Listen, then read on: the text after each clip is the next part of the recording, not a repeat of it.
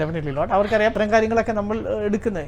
ഇത് മാത്രമല്ല കേട്ടോ, നമ്മുടെ ഈ മെസ്സഞ്ചറിലൊക്കെ വരുന്ന ധാരാളം ഭീഷണിപ്പെടുത്തലുകൾ ആൾക്കാരുടെ അതൊക്കെ ഉണ്ടാവുമല്ലോ സ്വാഭാവികമായിട്ടും. കാരണം അവരുടെ താല്പര്യത്തിനനുസരിച്ച് നമ്മൾ ചോദ്യം ചോദിച്ചില്ല എങ്കിൽ, അല്ലെങ്കിൽ അവരുടെ പ്രതിനിധിയോട് നമ്മൾ ചോദ്യം ചോദിച്ച് അവരെ ബുദ്ധിമുട്ടിച്ചു എന്ന് അവർക്ക് ഫീൽ ചെയ്യുന്നുണ്ടെങ്കിൽ, യഥാർത്ഥത്തിൽ ഇത് ബുദ്ധിമുട്ടിക്കാനുള്ള ചോദ്യമല്ല. നമ്മൾ അസച്ച് സമൂഹം അറിയേണ്ട ചില ചോദ്യങ്ങൾ ചോദിക്കുന്നുവെന്ന് മാത്രം. അതിന്റെ ഉത്തരങ്ങൾ അവർ പറഞ്ഞു, ആ ഉത്തരങ്ങളിൽ കുറച്ചുകൂടി വ്യക്തത വരുത്താൻ നമ്മൾ ആവർത്തിച്ച് ചോദിക്കുന്നു. അതിൽ വൈരുദ്ധ്യമുണ്ടെങ്കിൽ അത് വൈരുദ്ധ്യമല്ലേ എന്ന് നമ്മൾ ചൂണ്ടിക്കാട്ടാൻ ശ്രമിക്കുന്നു.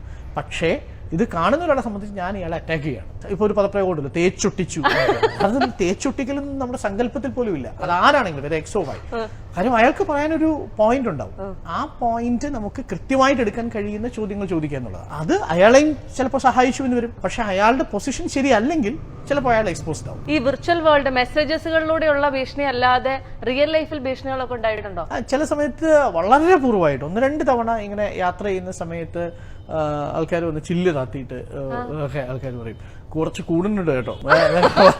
അപ്പൊ സ്വാഭാവികമായിട്ടും നമ്മളെ വിട്ടുപിടി എന്നുള്ള ലൈനിലൊക്കെ ആൾക്കാർ പറയുന്നുണ്ട്. അതൊക്കെ വളരെ എനിക്കൊന്ന് വളരെ സില്ലി ആയിട്ടുള്ള മനുഷ്യരാണ്. ഈ രാത്രിയൊക്കെ ഇങ്ങനെയൊക്കെ വന്ന് എന്തെങ്കിലുമൊക്കെ പറയാറുണ്ടോ? അങ്ങനെയൊന്നുമില്ല. അങ്ങനെയുള്ള ത്രട്ടോ അങ്ങനെയൊന്നും ഉണ്ട്. ഇതൊക്കെ വളരെ ഒരു ആൾക്കൂട്ടത്തിൽ പോകുന്ന സമയത്ത് ഏതെങ്കിലും ഒരു പാർട്ടിയോട് അമിതമായ ലോയൽറ്റി ഉണ്ടെന്ന് അവർ തന്നെ ധരിച്ചിരിക്കുന്ന ആളുകളാണ്. കാരണങ്ങളൊന്നും അറിയാതെ എന്താണ് ഞാൻ ചോദിച്ചതെന്ന് പോലും അവർക്ക് മനസ്സിലായിട്ടുണ്ടാവില്ല. അങ്ങനെയൊക്കെ വന്ന ആൾക്കാർ ഇടയ്ക്കിടയ്ക്ക് പറയാറുണ്ട്. അതൊക്കെ പിന്നെ കത്ത് വരാറുണ്ട് ധാരാളം. തീർച്ചയായിട്ടും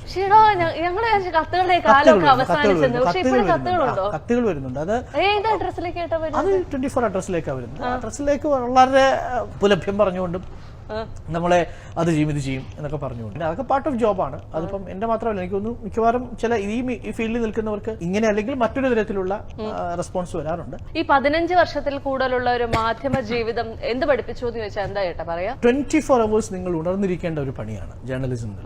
ജേർണലിസം എന്നുള്ളത് ഒരു ആക്ടിവിസ്റ്റ് ജോലിയും കൂടിയാണ്. നിങ്ങൾ സമൂഹത്തിൽ ഒരു ഇഷ്യൂവിനോടൊപ്പം ജീവിക്കുന്നു, ആ ഇഷ്യൂ മനസ്സിലാക്കാൻ ശ്രമിക്കുന്നു എന്നുള്ളതാണ്. പിന്നെ there is no rest for a journalist. അയാളെ സംബന്ധിച്ച് ചേഞ്ച് ഓഫ് ന്യൂസുമാണ് അയാളുടെ റെസ്റ്റ് എന്ന് പറയുന്നത്. അതിൽ എൻജോയ് ചെയ്യാൻ പറ്റുന്ന ആൾ അതിനകത്ത് എക്സില്ലേ. ഇന്ന് കാർഷിക ബില്ലാണെങ്കിൽ നാളെ മാനസിക കാപ്പൻ, ഇന്ന് വൈകുന്നേരം ആകുമ്പോൾ പ്രധാനമന്ത്രി BPC, രാത്രി ആകുമ്പോഴേക്ക് തൊഴിൽ നിയമനം. അങ്ങനെ ഒരു ദിവസം നിങ്ങൾ കടന്നു പോകുന്നത് 4-5 ജീവിതങ്ങളിലൂടെയാണ്. പല ജീവിതങ്ങളിലൂടെ നിങ്ങൾക്ക് ഒരേ സമയം കടന്നു പോവുക എന്നുള്ളത്. ഇതിൽ എവിടെയെങ്കിലും വെച്ച് ഇത് ഞാൻ അവസാനിപ്പിക്കാമെന്ന് കരുതിയാൽ നിങ്ങൾ നാളെ ഔട്ട്ഡേറ്റഡ് ആവും.